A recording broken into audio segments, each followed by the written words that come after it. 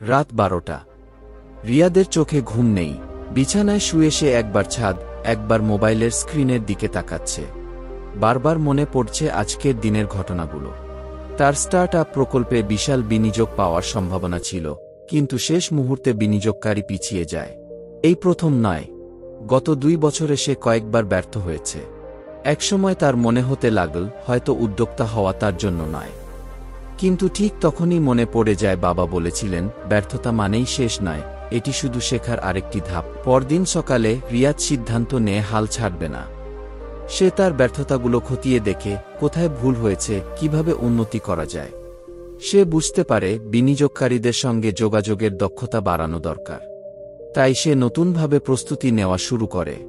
পরবর্তী 3 মাস ধরে সে প্রতিদিন নতুন নতুন স্ট্র্যাটেজি নিয়ে কাজ করে। নিজের উপস্থাপনার দক্ষতা বাড়ানোর জন্য অনলাইনে কোর্স করে। প্রতিবার কেউ না করে দিলে সে হতাশ না হয়ে আরও শক্তভাবে ফিরে আসে। একদিন এক আন্তর্জাতিক বিনিয়োগ সংস্থা তার প্রকল্পে আগ্রহ দেখায়। এবার সে আগের চেয়ে অনেক বেশি প্রস্তুত। প্রেজেন্টেশন শেষ করার পর বিনিয়োগকারীরা মুগ্ধ হয় এবং বড় পরিমাণে তহবিল অনুমোদন করে। আজকের দিনে সেই ব্যর্থতাগুলোই রিয়াদকে তৈরি করেছে। সে বুঝতে পেরেছে সাফল্য ব্যর্থতার বিপরীত নয়, বরং ব্যর্থতা ছাড়া প্রকৃত সাফল্য আসে না।